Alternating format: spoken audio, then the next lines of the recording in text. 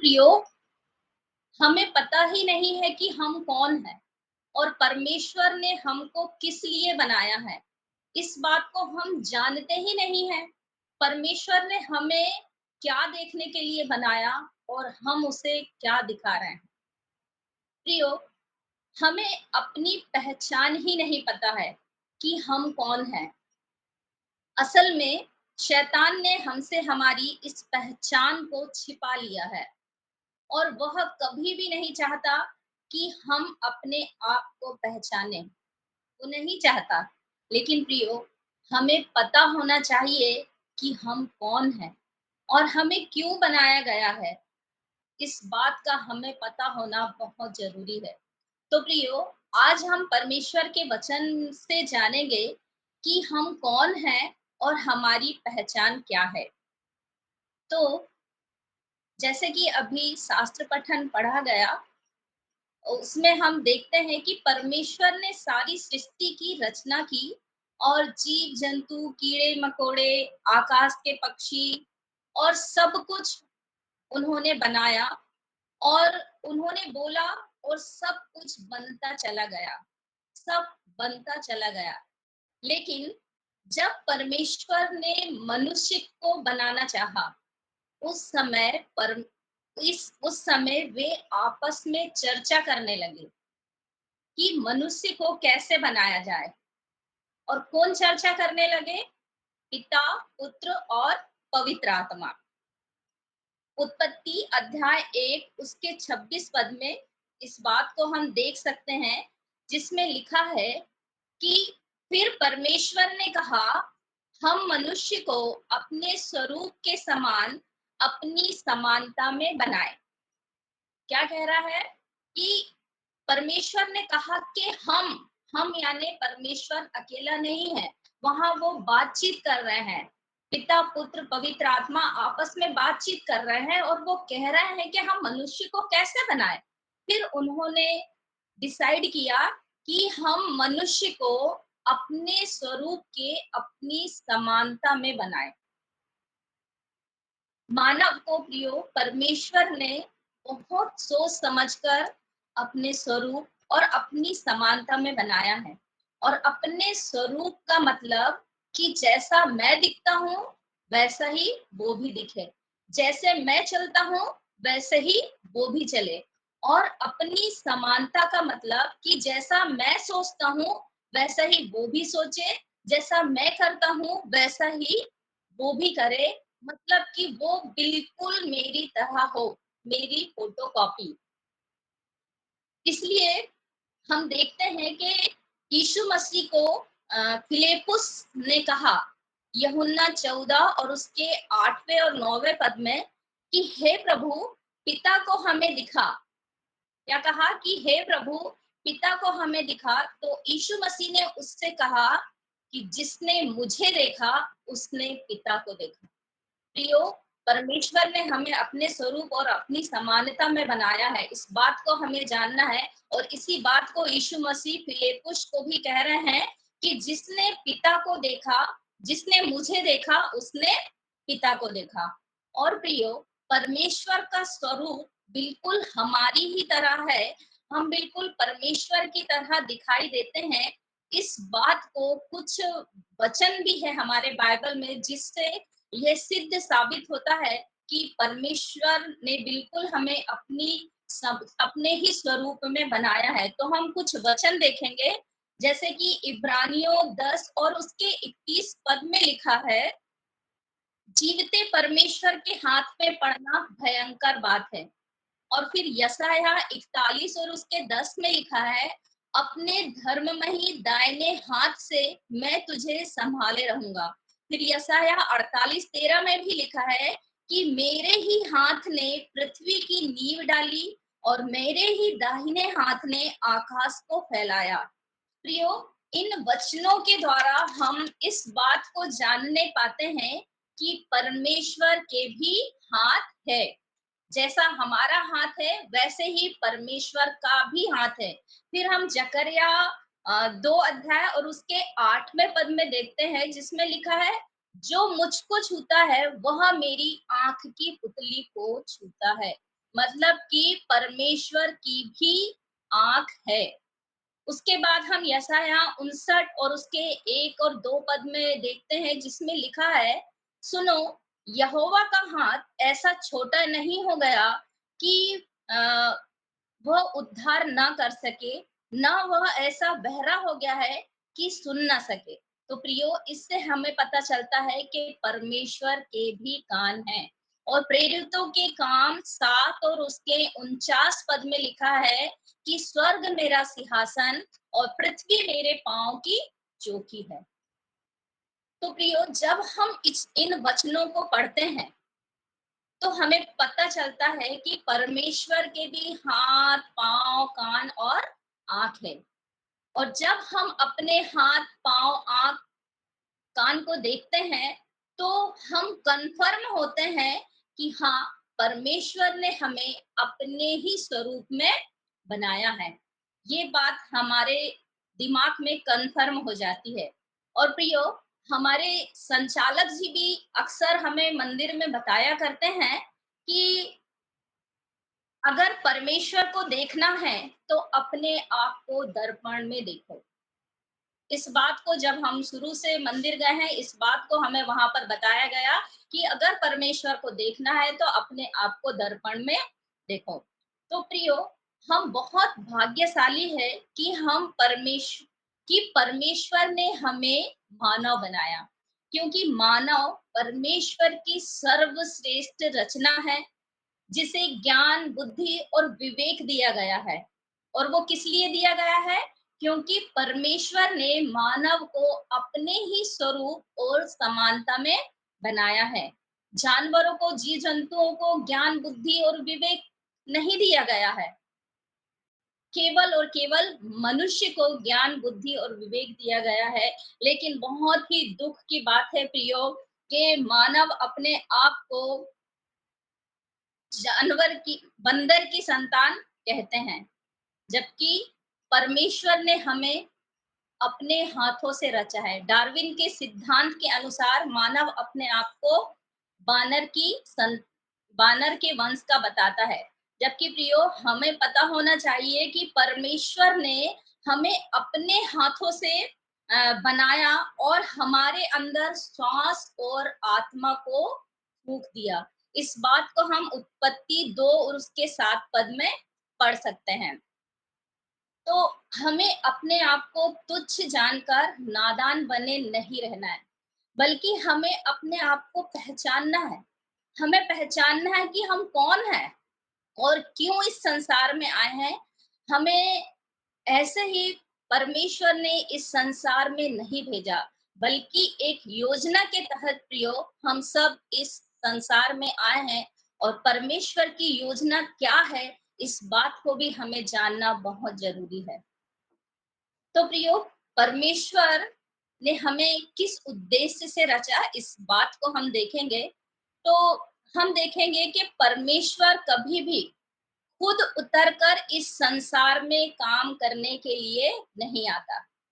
वो स्वयं यहाँ आकर काम नहीं करता, बल्कि हर वक्त परमेश्वर को इस दुनिया में काम करने के लिए मानव अर्थात मनुष्य की आवश्यकता पड़ती है। जैसे इज़राइल को गुलामी से छुड़ाने के लिए उसे मूसा की आवश्यकता पड़ी, जल प्रलय के समय उसे नूह की आवश्यकता पड़ी, और मानव जाति को बचाने के लिए, उनका उद्धार कराने के लिए भी उन्हें एक मानव की, एक मनुष्य की आवश्यकता पड़ी। और उन्होंने यीशु मसीह को मनुष्य बनाकर इस संसार में भेज दिया। और हमारे, जैसे अभी हमने देखा कि हमारे मंदिर में भी, अ, विश्वासी मंदिर में भी यही सिखाया जाता है। हमारे मंदिर में ये सिखाया जाता है कि अगर आप कहीं गिर जाते हैं, तो कोई मूर्ति या कोई ईश्वर साक्षात आपको उठाने के लिए नहीं आएगा। वो आपको उठाने के लिए नहीं आएगा, बल्कि कौन आएगा? कोई मनुष्य ही आपको उठाने के लिए आएगा। और वो किस लिए आएगा? क्योंकि परमेश्वर का आत्मा उसके अंदर वास करता है। तो प्रियो, परमेश्वर ने हमें अपने काम सिद्ध करने के लिए बनाया है।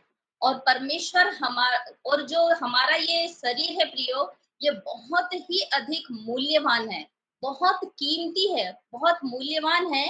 क्यों? क्योंकि परमेश्वर हमारे शरीर को इस्तेमाल करता है अपने कार्य को करने के लिए। और प्रियो, शैतान भी है जो हमारे ही शरीर को इस्तेमाल करता है अपने काम को करने के लिए, क्योंकि वे दोनों ही आत्मा हैं और वो हमारे अंदर प्रवेश करके अपना कार्य करते हैं। पर हमें इस बात को पहचानना है और इस बात को समझकर हमें निर्णय लेना है कि हम अपने शरीर का इस्तेमाल परमेश्वर के हाथ में दे रहे हैं या फिर शैतान के हाथ में। तो प्रियो, दोनों ही परमेश्वर और शैतान दोनों ही अपने कार्य हमारे अंदर से करते हैं, पर हमें अपने आप को जांचना और परखना है। हमारे संचालक जी भी जैसे बताते हैं कि अगर परमेश्वर को देखना है तो अपने आप को दर्पण में देखे, और अगर शैतान को भी देखना है तब भी अपने आप को दर्पण में देखे। तो हमें अपने आप को पहचानना है प्रियो कि हम परमेश्वर को अपने अंदर स्थान दे रहे हैं या फिर शैतान को। इसलिए वचन में लिखा है, दूसरा कुरिन्थियों उसके 13 अध्याय के 5वें पद में, कि अपने आप को जांचो परखो कि मसीह का मन तुम में है कि नहीं, नहीं तो तुम निकम्मे हो। हमें अपने आप को जांचना है। इसलिए प्रियो, अपने आप को पहचानिए कि हम कोई तुच्छ कीड़े मकोड़े के समान नहीं हैं। हमारे द्वारा इस संसार में बहुत बड़ा कार्य हो सकता है, क्योंकि हम परमेश्वर के स्वरूप और उसकी समानता में बनाए गए हैं, और परमेश्वर ने हमें बहुत बड़े-बड़े अधिकार दिए हैं। और उसने उत्पत्ति में ही हमें अधिकार दे दिया था। क्या अधिकार दिया था? इस बात को हम उत्पत्ति 1 और उसके 28वें पद में देखते हैं, जहाँ पर परमेश्वर ने उनको आशीष दी और उनसे कहा, फूलो फलो और पृथ्वी में भर जाओ और उसको अपने वश में कर लो, और समुद्र की मछलियों और आकाश के पक्षियों और पृथ्वी पर रेंगने वाले सब जंतुओं पर अधिकार रखो। आकाश, समुद्र और पृथ्वी पर रहने वाले सब पर अधिकार रखो और उन्हें क्या कर लो? अपने वश में कर लो। लेकिन मानव क्या कर रहा है? उन पर अधिकार रखने के बजाय वो खुद ही उनके अधीन हो जा रहा है। उनको ही देवता बनाकर पूजने लगता है। हम बहुत से ऐसे देखते हैं, गाय, बंदर, बैल, कुत्ता, साँप, इनको अपना ईश्वर मनुष्य ने इनको अपना ईश्वर बना लिया है, और उन पर अधिकार रखने के बजाय वो उनके गुलाम हो गए हैं। तो प्रियो, याद रखिए, हमें पृथ्वी पर परमेश्वर ने ऐसे ही नहीं भेजा है। उसने हमें पृथ्वी पर राज्य करने के लिए बनाया है। जिस तरह स्वर्ग में परमेश्वर राज्य करता है, उसी तरह से उसने हमें पृथ्वी पर राज्य करने के लिए भेजा है। इस बात को हम भजन संहिता 115 और उसके 16 पद में देखते हैं, जिसमें लिखा है कि स्वर्ग तो यहोवा का है।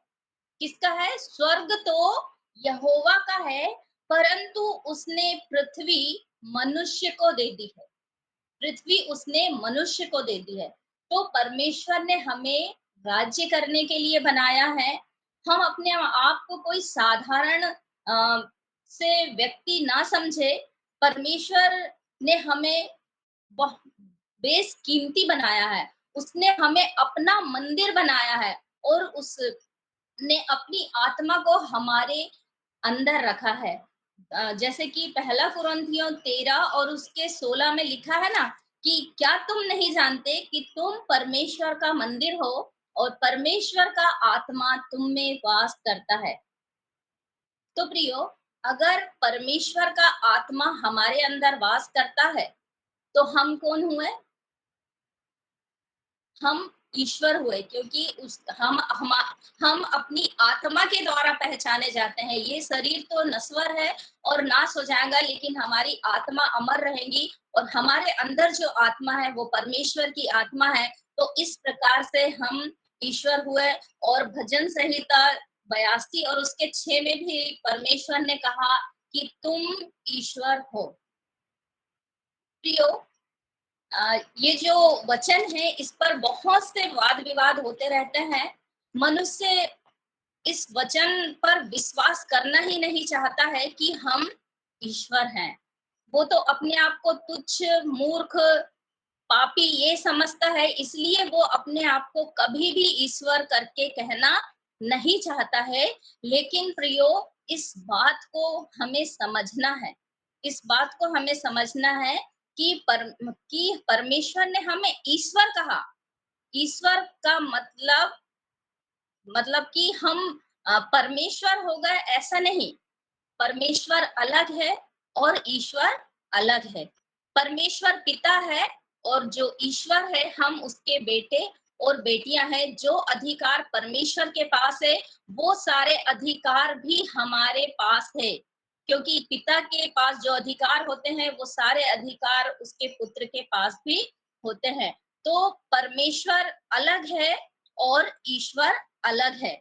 इसको हम भजन संहिता 136 और उसके दूसरे पद में देखेंगे, जिसमें इस प्रकार से लिखा हुआ है कि जो ईश्वरों का परमेश्वर है। वहां पर लिखा है जो ईश्वरों का परमेश्वर है, मतलब कि ईश्वर कौन है? हम ईश्वर है और वो हमारा परमेश्वर है। तो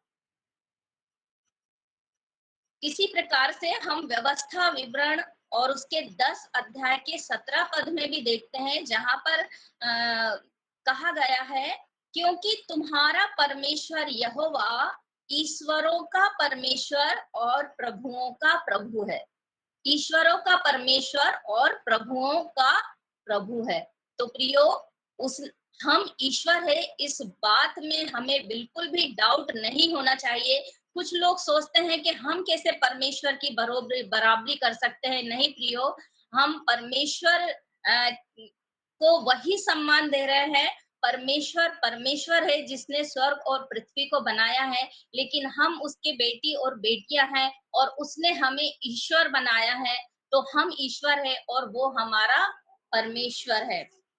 तो प्रियो, जिस प्रकार से यूहन्ना 1 अध्याय और उसके 12 पद में भी लिखा है कि जितनों ने उसे ग्रहण किया, उसने उन्हें अपनी संतान होने का अधिकार दिया। इस प्रकार से हम उसके बेटे और बेटियां हैं। और जो पिता है वही उसके बेटे और बेटियां रहेंगे, वही सारे अधिकार उनके पास रहेंगे प्रियो।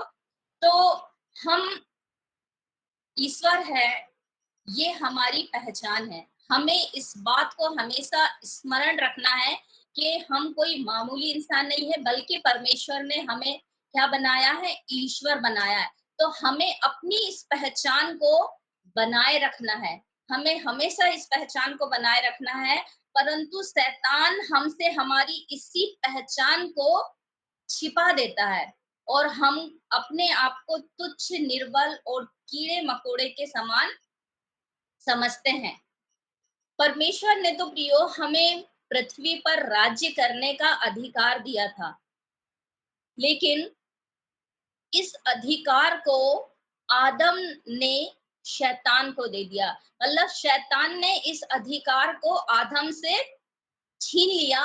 परंतु जब यीशु मसीह आए और यीशु मसीह ने सूली पर चढ़कर शैतान के सिर को कुचल दिया और उस अधिकार को शैतान से फिर से छीन लिया।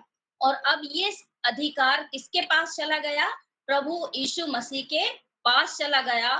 और अब उन्होंने उस अधिकार को हमें दे दिया है। मत्ती 28 18 से 20 में हम इस बात को देखते हैं कि यीशु मसीह ने कहा कि स्वर्ग और पृथ्वी का सारा अधिकार मुझे दिया गया है, इसलिए तुम जाओ और सब जाति के लोगों को चेला बनाओ और उन्हें पिता, पुत्र और पवित्र आत्मा के नाम से बपतिस्मा दो और जो-जो आज्ञाएँ मैंने तुम्हें सिखाई हैं, उन्हें मानना सिखाओ और देखो जगत के अंत तक मैं तुम्हारे संग हूँ। तो प्रियो, अब जब यीशु मसीह ने शैतान से इस अधिकार को छीन लिया, अब यीशु मसीह हमसे कह रहे हैं कि कि स्वर्ग और पृथ्वी का सारा अधिकार मुझे दिया गया है, तो अब तुम जाओ, अब जाओ, अब जाओ और जो जिस काम को करने के लिए परमेश्वर ने तुम्हें बनाया था, उस काम को तुम करो, क्योंकि अब स्वर्ग और पृथ्वी का सारा अधिकार तुम्हारे पास है। प्रियो, परमेश्वर ने तो हमें पृथ्वी का अधिकार दिया था, लेकिन यीशु मसीह ने पृथ्वी के साथ-साथ हमें स्वर्ग का भी अधिकार दे दिया है। और उन्होंने क्या-क्या हमें अधिकार दिए हैं, हम एक नज़र इस पर भी डालें कि प्रभु यीशु मसीह के द्वारा हमें क्या-क्या अधिकार दिए गए हैं। तो हम देखेंगे कि हमें पाप क्षमा करने का अधिकार दिया गया है यूहन्ना 20:23 में। फिर स्वर्ग के राज्य की कुंजी भी हमें दी गई है मत्ती 16 और उसके 18 में। बांधने और खोलने का अधिकार दिया गया है मत्ती 16-19 में और दुष्ट आत्माओं को निकालने का अधिकार दिया गया है मरकुस 16 और उसके 17 में। और फिर स्वर्ग दूतों का न्याय करने का भी अधिकार हमें दिया गया है पहला कुरिन्थियों में। प्रियो, ये जो स्वर्गदूतों का न्याय का अधिकार है, ये स्वर्ग का अधिकार है। पृथ्वी के अधिकार तो उन्होंने हमें दिए ही, लेकिन उन्होंने कहा कि स्वर्गदूतों का न्याय, तुम नहीं जानते कि तुम स्वर्गदूतों का न्याय करोगे? तो ये स्वर्ग का भी अधिकार उसने हमें दे दिया है। तो और उसके अलावा बीमारों को चंगा करने का अधिकार दिया है मरकुस 16-18 में। और सबसे बड़ा अधिकार जो उसने हमें दिया है, वो अधिकार हमें दिया है यूहन्ना 14-12 में कि तुम मुझसे बड़े-बड़े काम करोगे।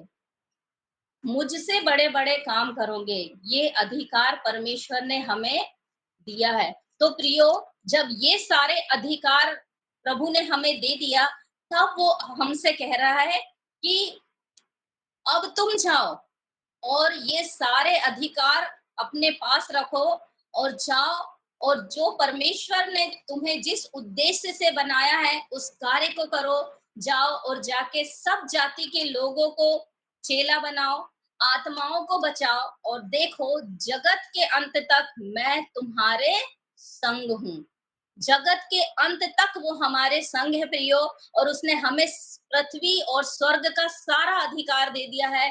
तो जिस उद्देश्य के लिए परमेश्वर ने हमें इस पृथ्वी पर भेजा है, हमें अपने द्वारा परमेश्वर के उन सारे कार्यों को सफल करना है और हमें जाति-जाति के लोगों को चेला बनाना है और हमें आत्माएँ बचानी है और लोगों को, आत्माओं को स्वर्ग में शिफ्ट करने का काम करना है। तो प्रियो, परमेश्वर ने हमें जब परमेश्वर हमारे अंदर बसता है, तो हमें अपने आप को तुच्छ और नादान समझने की आवश्यकता नहीं है, बल्कि हमें अपने सारे अधिकारों को इस्तेमाल करना है, अपनी पहचान को थामे रखना है और परमेश्वर की आज्ञा का पालन करते रहना है। तो इन्हीं वचनों के साथ, इन्हीं शब्दों के साथ मैं अपनी वाणी को यहीं पर विराम देती हूँ। आप सभी को जय मसीह। जय मसीह की। बहुत ही सुंदर संदेश। आज तो हमको बहुत ही उत्तम संदेश मिला है